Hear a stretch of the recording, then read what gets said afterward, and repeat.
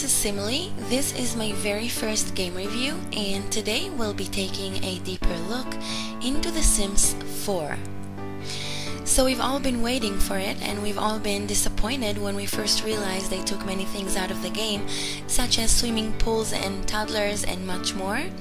And we all watched as EA producers and creators tried to play their own game, looking confused and even bored, making us wonder how bad of a sign it is and hoping for the best.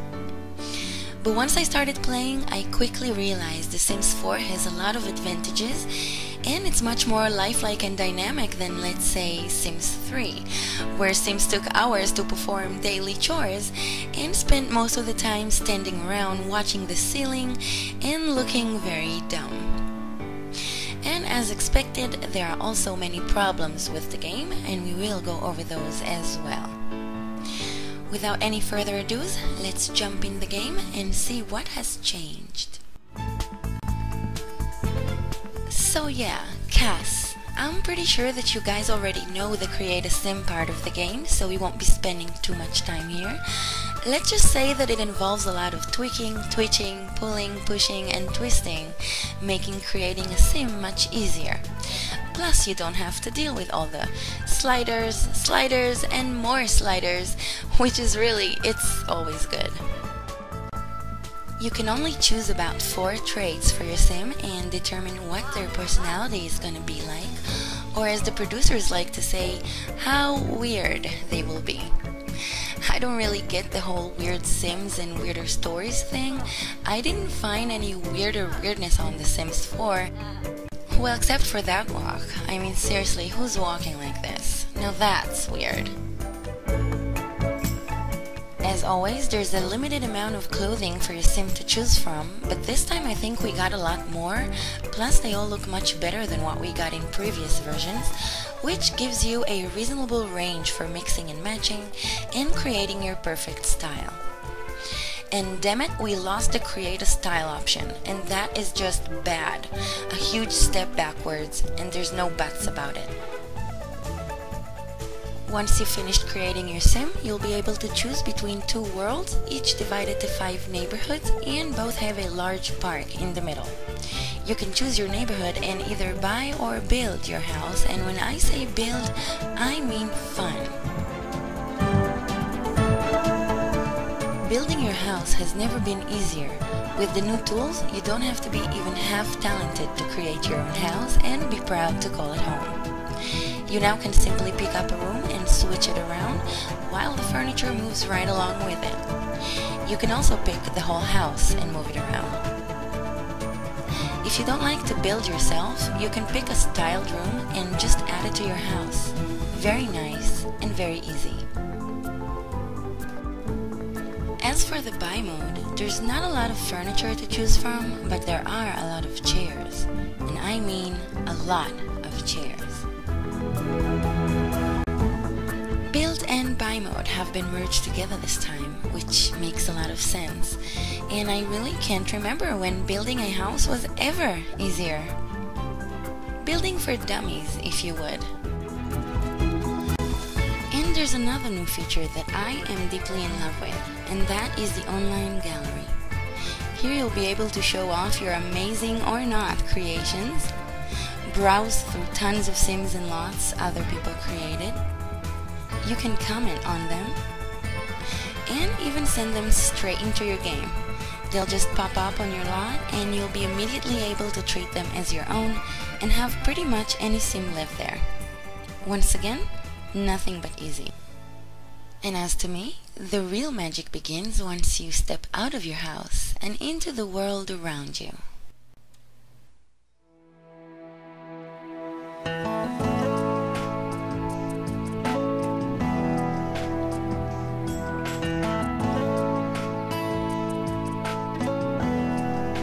There's no better way for me to describe the nature of these worlds than magical. I find it to be one of the most beautiful worlds we've ever had on any version of The Sims. I don't care if it's an illusion, a painting, or a hologram. I think it's gorgeous. One thing you'll notice immediately is the amount of Sims walking by.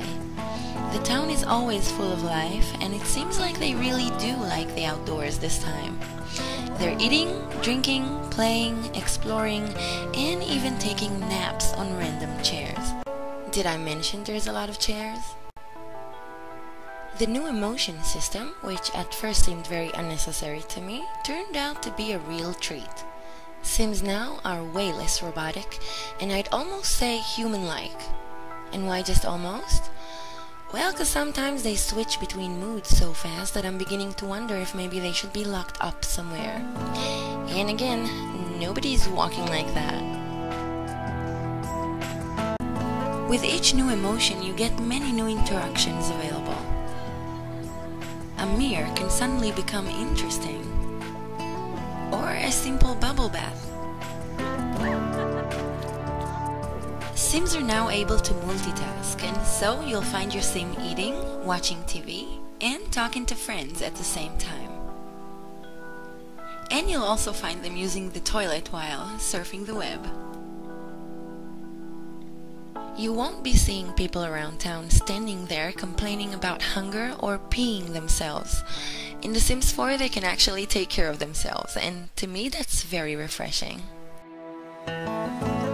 Time and needs are not running out as quickly as they did in Sims 3, which gives you the ability to enjoy your Sims day to the fullest. Cooking is way more entertaining than it ever was, and there's many new skills that your Sim can acquire now, such as video gaming, computer programming, and the comedy skill. Your Sim can now try their luck at the open mic night at the bar and discover that they're not very funny, and that nobody cares. Nightclubs as we know them don't really exist in this particular game, which really sucks. But hey, they still have a bar, and they can still dance. So I guess with a little bit of effort, you can bring back some of that nightclub vibe, and let your Sim get loose every now and then. Wiggle, wiggle, wiggle. Wiggle, wiggle, wiggle. Wiggle, wiggle, wiggle. Just a little bit. Or not. I mean, you can just stay home and have a party. You'll even get a list of tasks you'll have to perform if you want people to remember your party as being a good thing. Your guests will actually do stuff and interact with each other, and you'll probably find some of these social situations pretty fun to watch. Although you can jog around your neighborhood and feel as free as a bird, you'll always be reminded of that little fact that you cannot step out of your neighborhood borders. You can walk to your next door neighbor's house, but in order to actually visit them, you'll have to go through one of these. Very boring, and they're all over the place. And as for romance, there's a ton of new romantic interactions. Some of them are pretty amusing, and I really don't think I've explored all of them yet. They can make a move, blow a kiss, offer a rose, and yes, they can woohoo, and there won't even be any barking or choo-choo train sounds involved. There's so many new and good things about this game that I just don't have the time to go over. So, the big question, should you buy this game? My answer is yes and no. And here's the negative part in all this. There are so many things missing from this game. I mean, yeah, The Sims 4 is full of new interactions and goal searching, but pretty soon they'll all wear off, and after we finish exploring, we'll be left with a pretty thin base game. Building community lots is very limited because there are very few things we can place there, and I've come to realize that all community lots look pretty much the same. People all over the world are already reporting like a million different kinds of bugs and crashes, and apparently EA done it again. You'd think they learned something from the Sims 3 episode, but no, they again deliver an unbaked game. How come they can't hire someone who can actually do the job and deliver a working and bug-free game?